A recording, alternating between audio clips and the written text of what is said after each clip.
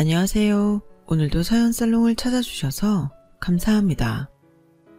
저는 전 남편의 외도로 이혼을 하고 한동안 남자들을 기피했던 30대 후반의 경기도에 사는 여성이에요. 전 남편이라는 인간을 생각하면 지금도 속에서부터 분노가 치밀어 오르지만 그래도 행복한 시간이 더 많기에 마음을 잘 다스리며 살고 있어요. 저에게 사람에 대한 신뢰를 회복하게 해준 건 지금의 남편인데요. 이 사람을 안 만났다면 저는 아마 사람이 싫었을 거예요. 특히 남자들이요. 결혼하고 몇 개월 되지 않았는데 남편이 외도를 하고도 뻔뻔하게 군다면 모르기는 몰라도 다들 저처럼 그러지 않을까요? 전 남편은 말 그대로 파렴치한 놈이었어요. 결혼 전에는 아주 별 사탕 발린 말로 제 마음을 뺏어갔었죠. 성미야, 너를 보면 내 심장이 행복해. 네가 나랑 같이 살아주면 나도 평생 네 마음에 들어가 있을게. 닭살 돋아서 싫다는 사람들도 있었지만 너무 건조하게 일만 하며 살았던 저는 그런 말들 듣는 게 좋았어요. 전 남편은 식품 하청업체라고 해야 하나요? 그런 중소기업에서 소스나 양념을 개발하는 팀에 있었어요. 저는 그 회사와 계약을 했던 큰 회사의 기획팀이었고요.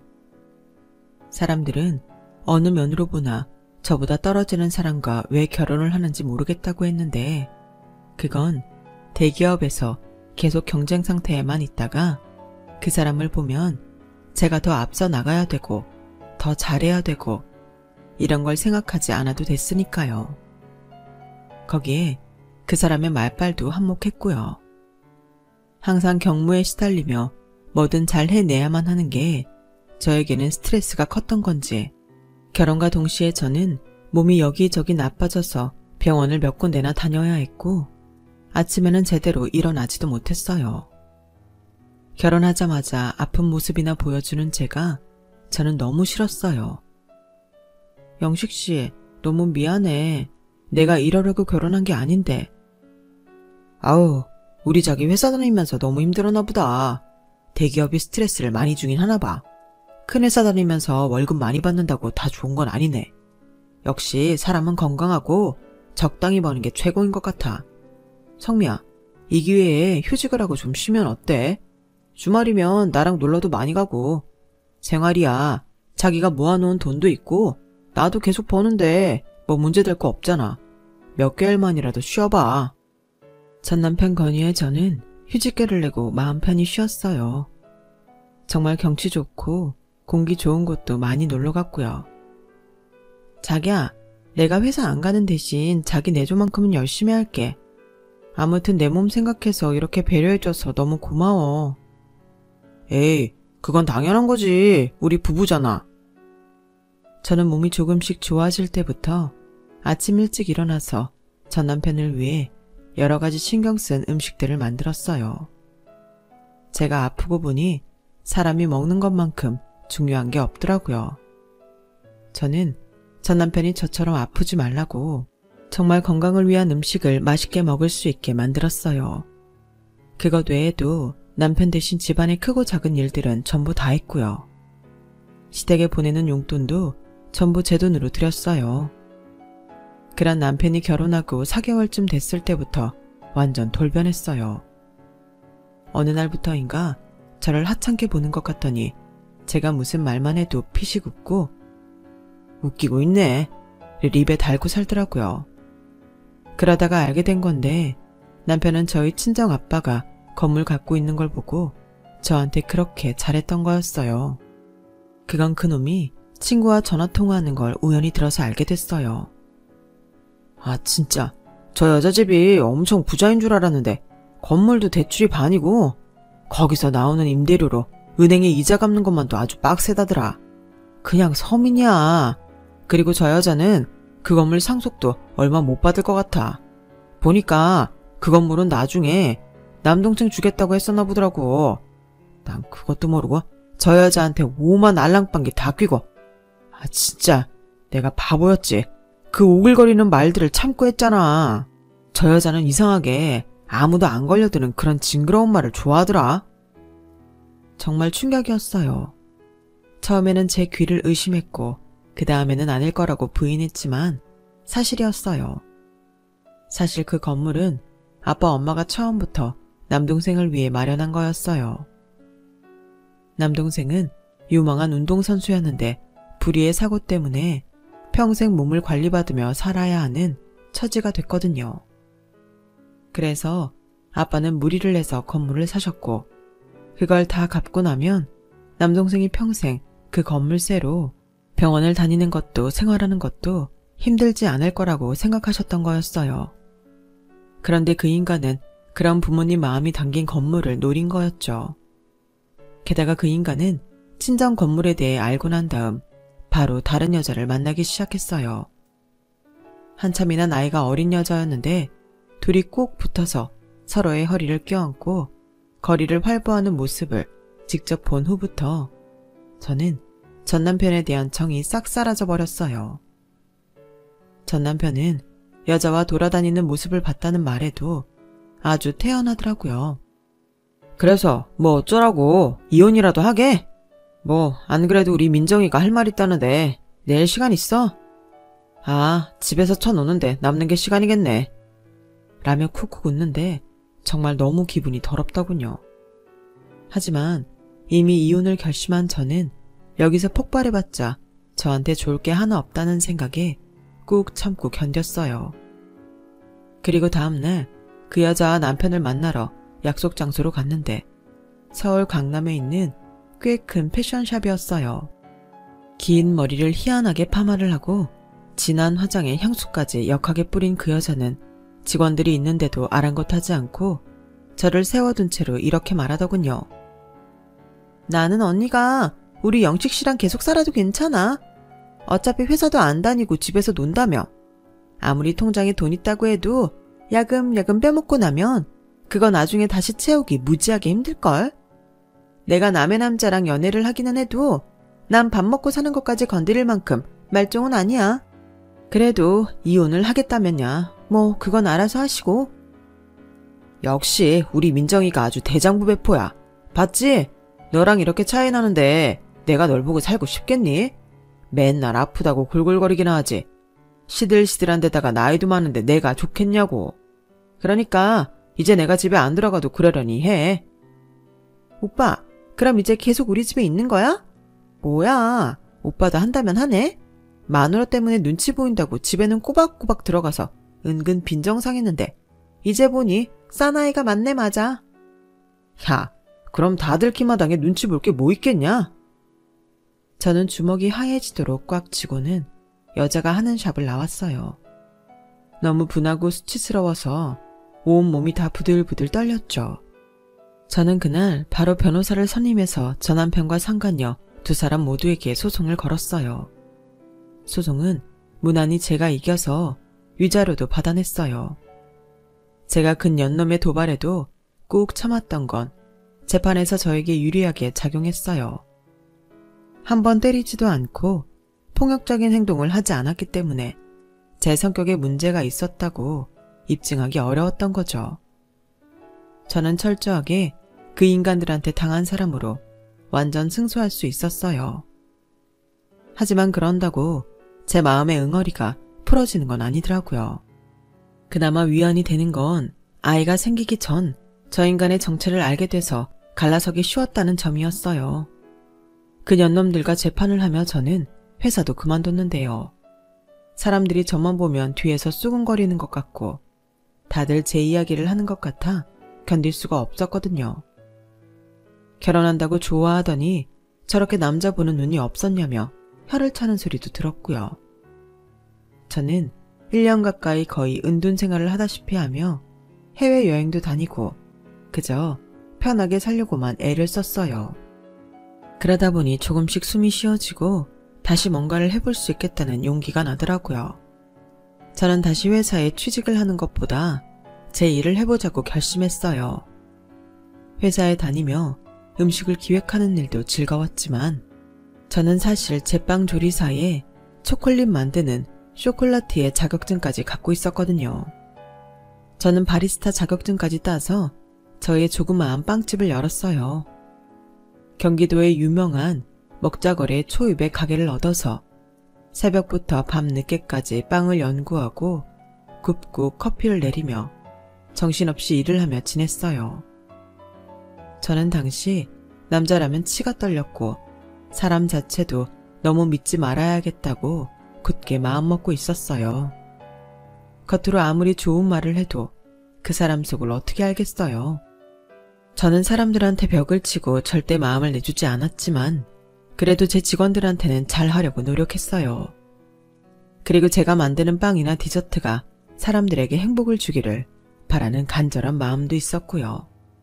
비록 저는 헛된 일을 당해 사람들에게 마음을 열지는 못하지만 저희 가게를 오는 사람들은 저처럼 나쁜 일을 당하지 말라고 주문을 걸며 매일 빵을 굽고 초콜릿도 만들고 커피도 내렸네요.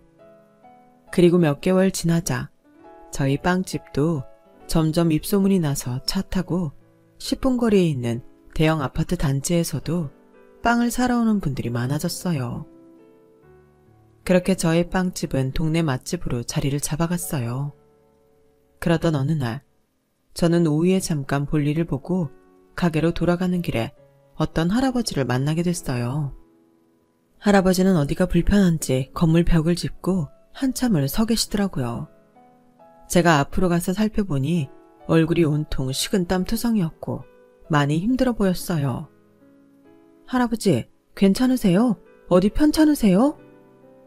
그러자 할아버지는 겨우 고개만 끄덕이셨어요. 저는 얼른 119에 전화를 해 구급차를 불렀고 할아버지는 병원 응급실로 옮겨졌죠. 알고 보니 할아버지는 심장병 수술을 하셨던 분인데 시간이 좀 많이 지나서 심장에 있는 장치에 문제가 생긴 거였어요. 병원에서는 조금만 늦었어도 큰일 날 뻔했다며 바로 응급수술에 들어갔죠. 저는 수술 전 할아버지한테 연락할 가족 전화번호를 알려달라고 했더니 할아버지는 핸드폰채 제 손에 쥐어주고는 바로 수술실로 들어가 버렸어요. 보니까 긴급전화에 우리 손자라는 전화번호가 있더라고요. 저는 바로 그 번호로 연락을 했고 전후 사정을 들은 손자분은 얼마 안 돼서 병원으로 달려왔어요. 어찌나 급하게 왔는지 한 손에 집게 같은 걸 들고 왔는데 가만 보니 먹자거리에서 유명한 치킨집 대표더라고요. 제가 그 손자분을 대표라고 한 건 먹자거리에서 치킨집을 시작해서 서울에까지 몇 군데 지점을 내고 이제 지방도시에도 점차 확장해가고 있는 치킨집 본점을 운영하고 있기 때문이었어요.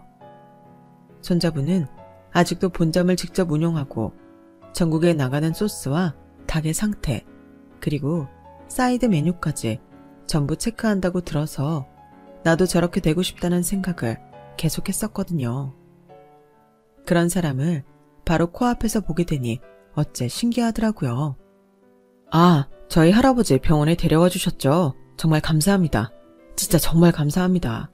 안 그래도 할아버지 오신다기에 건강 때문에 걱정됐었는데 무슨 일이 있었으면 저 평생 후회하며 살았을 거예요.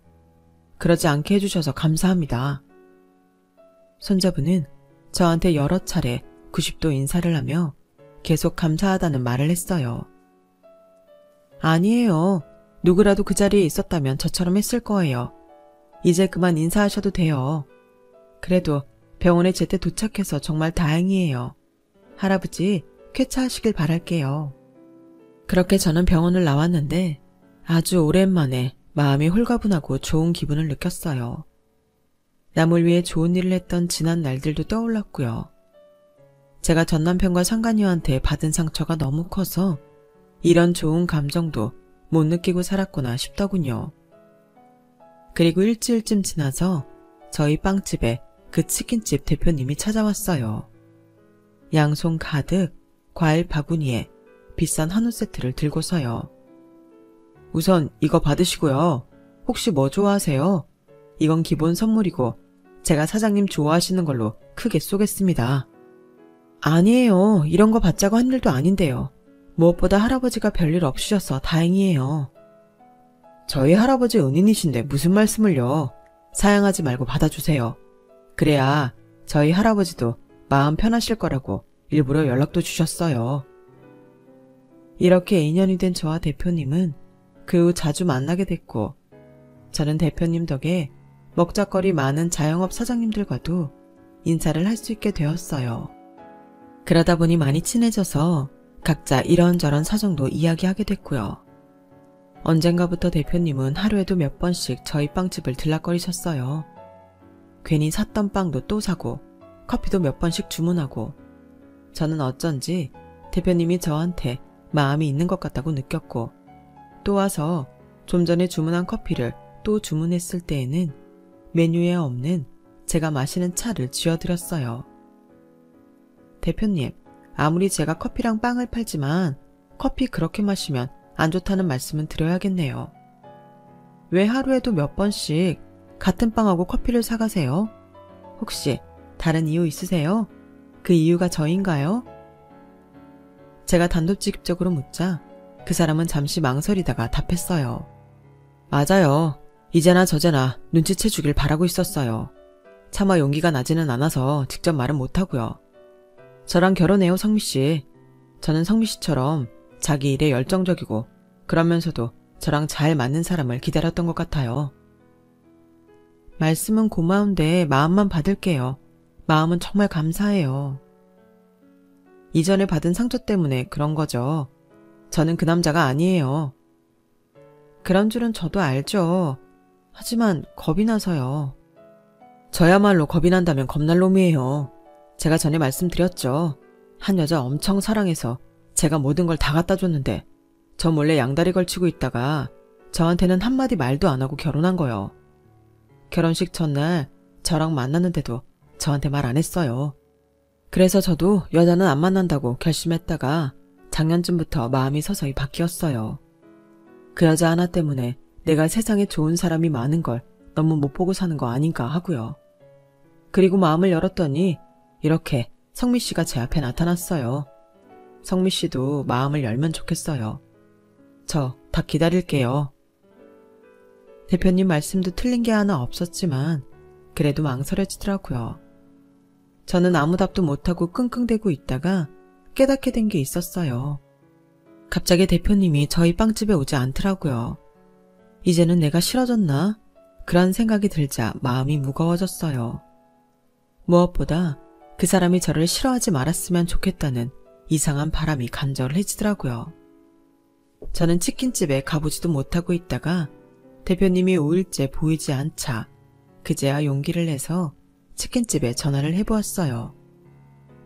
아, 대표님이요? 지금 동남아 출장 중이신데요.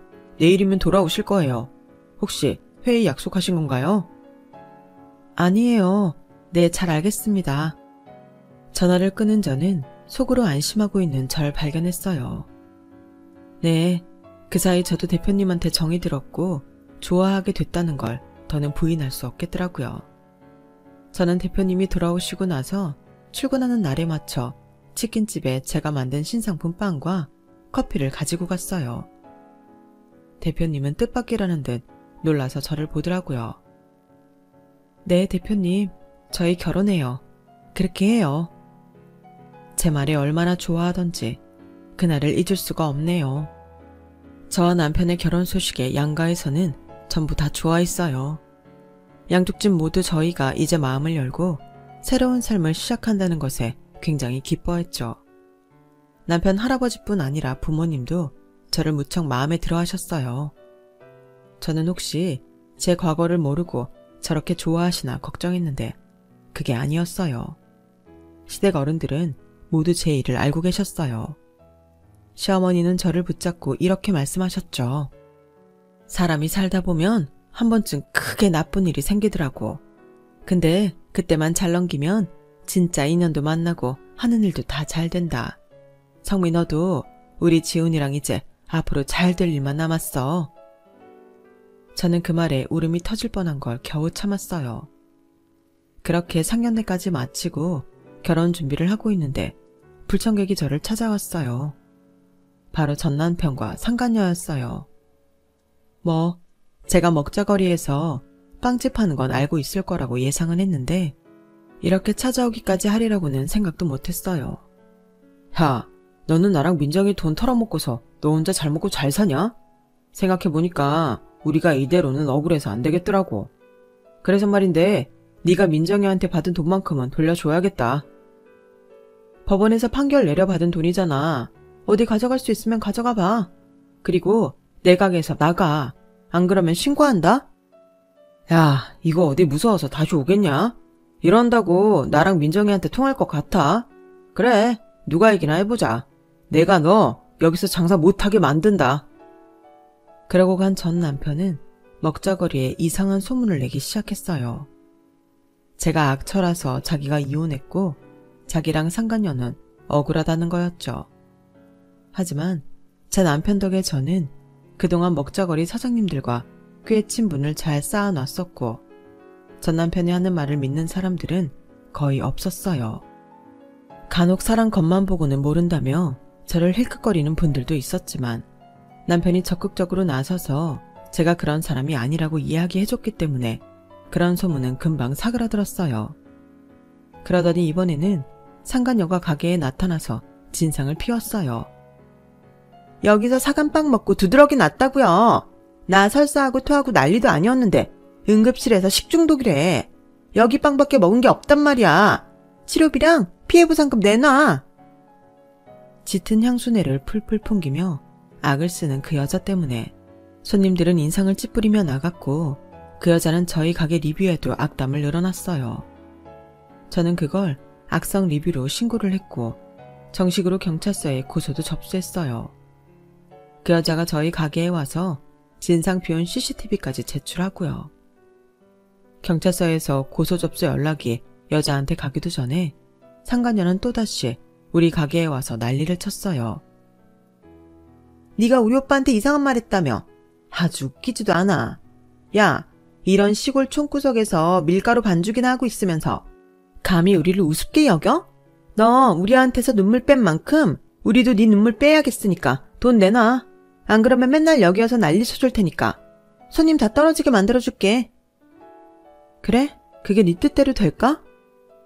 저는 그때 카운터 안에 숨겨두었던 휴대폰 녹음을 보여줬어요. 여자는 저도 모르게 한 발 뒤로 물러서더라고요.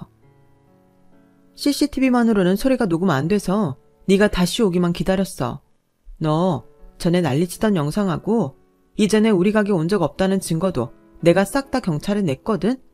이제 이 녹음도 경찰에 넘길 거니까 너는 경찰서에서 오는 연락만 조용히 기다리면 돼.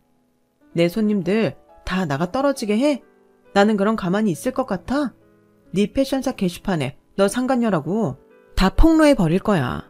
이게 사람이 봐주느라 가만히 있으면 고마운 줄이나 알아야지. 어디서 뻔뻔하게 고개 쳐들고 와서 행패를 부려. 하긴 그따위 인성이 남의 남편하고 바람나고도 잘못한 줄 모르지.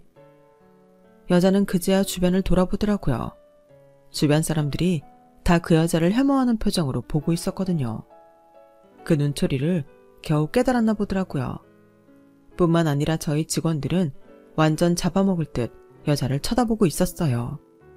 여자는 어쩔 수 없이 서둘러 저희 가게를 빠져나갔어요.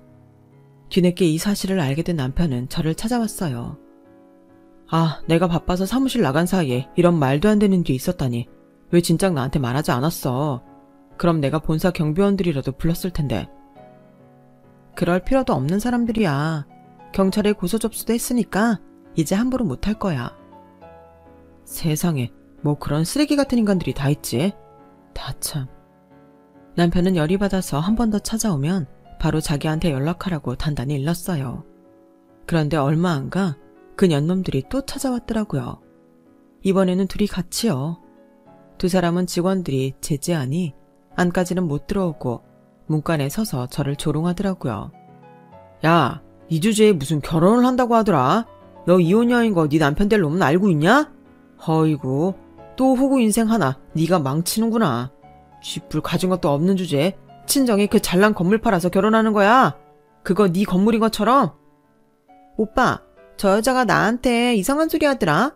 우리도 이 얘기 사람들한테 해서 결혼 망쳐버리자. 아니 천하의 악녀 같은 년이 어디 착한 척하고 또 다른 남자 인생에 끼어들어? 안 그래? 제가 못 참고 나가려는데 그때 저희 직원 하나가 그 인간들한테 밀가루 한 푸대를 부어버리더라고요. 야, 니네 뭔데 자꾸 와서 영업방해야? 어? 게다가 명예훼손까지. 너네 제3자에 의한 명예훼손 고소 한번 당해볼래? 어디 한번 해봐. 벌금 나오면 그깟 벌금 내가 다 물고 만다. 진짜 듣자니까 내 속이 다 열불나서 미치겠는데. 우리 사장님 완전 보살이다 보살. 여러분 여기 이 인간들이요. 저희 사장님 속이고 바람나서 법원에서도 위자료, 정신적 피해보상 다 판결받아 돈 줘놓고 이제 와서 행패랍니다. 사람 모함까지 하면서요. 야, 사람들은 하나를 보면 열을 한다고. 니네 지금 이렇게 하는 짓 보면 니들이 이상한 거 모를 줄 아냐? 직원이 대신 씩씩거려주는 바람에 저는 나설 필요도 없게 됐고 그 인간들은 밀가루를 잔뜩 뒤집어 쓰고는 방방 뛰다가 어쩔 수 없이 나가버리고 말았어요. 뒤늦게 온 남편은 그 인간들 자기가 한 대씩 쳤어야 했는데 놓쳤다며 화를 삭히더라고요. 그런데 그날 밤 전 남편이라는 자식은 저희 집 앞까지 찾아왔더라고요. 아니 제가 사는 곳은 또 어떻게 알았는지 생각할수록 소름이 끼쳤어요. 너 뭐야? 나 스토킹해? 네가 바람펴서 헤어진 전부인 사생활을 이렇게 다 알고 있어도 되는 거야?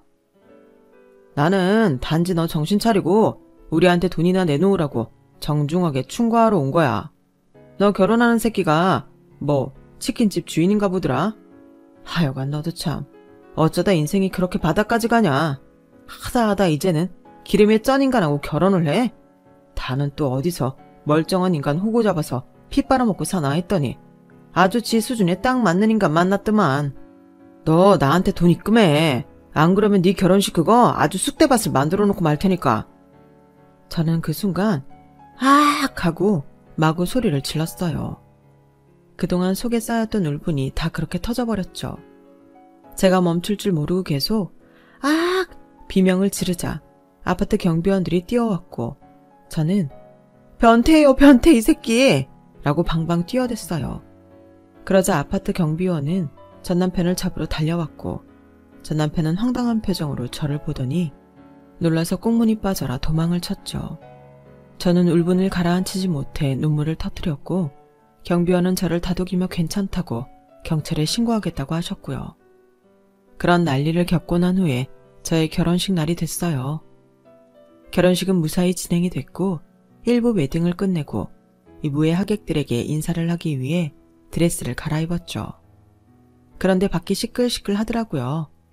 그러더니 웬 남자가 무작정 제 대기실 안으로 쳐들어오는데 전 남편인 거 아니겠어요? 대체 누가 제 결혼식 날짜와 시간 장소를 가르쳐줬는지 저는 그 인간이 누군지 꼭 밝혀내야겠다고 다짐했죠. 너무너무 열이 받았거든요. 그런데 이 인간 들어와서 하는 말이 가관이었어요. 성미야, 나 그년이랑 헤어졌어.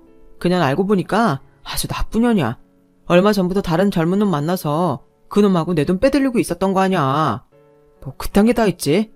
내가 잠시 그년한테 홀려서 성미 너한테도 돈 내놓으라고 그랬던 거 사과할게. 알아 네가 얼마나 화났는지. 나도 내가 미쳤었다는 거 인정할게. 그러니까 우리 이제 다시 시작하자. 그래도 한 번이라도 살아본 사람하고 살아야지. 널 잘 모르는 사람하고 사는 게 행복할 것 같아? 너 그 빵집 생각보다 되게 잘 되더라. 매출뿐 아니라 순이익도 꽤 되던데. 넌 역시 뭐든 잘하는 사람이야.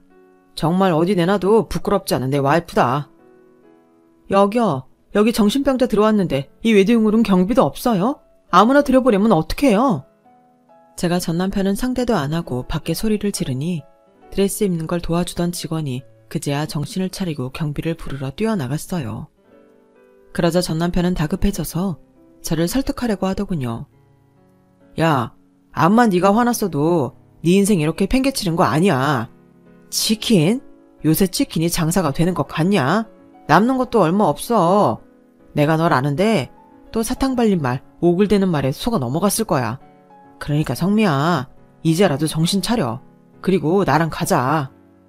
저는 그 인간이 내 손을 잡자마자 그 인간 손목을 꽉 깨물어 버렸어요. 야, 너 미쳤어? 이게 뭐하는 짓이야? 그때였어요. 누군가 대기실에 성큼성큼 들어오더니 전 남편을 돌려 세워서는 주먹을 턱에 한 방 먹였고 전 남편은 그대로 바닥으로 나가 떨어졌어요. 바로 제 남편이었어요. 연애복을 입은 남편은 그 자리에서 재킷을 벗어 던지고 전 남편 멱살을 잡아 일으켜 세웠어요. 이 미친 자식, 네가 여기가 어디라고 와?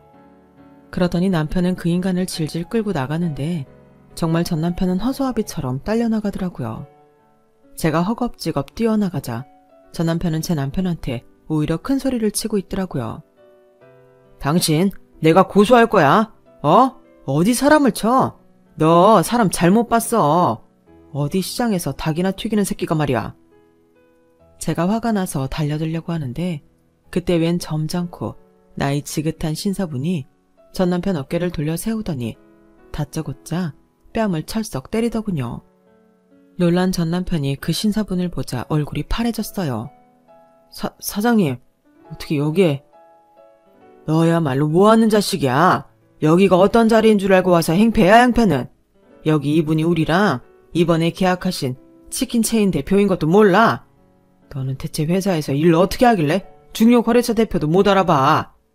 너 이 자식, 너 때문에 우리 회사에서 엑소 치킨 소스 출시 안 하면 너 어떻게 할 거야? 책임질래? 이런. 자기네 회사 사장 말에 놀란 전 남편은 얼이 빠져서 남편과 저를 번갈아 봤어요.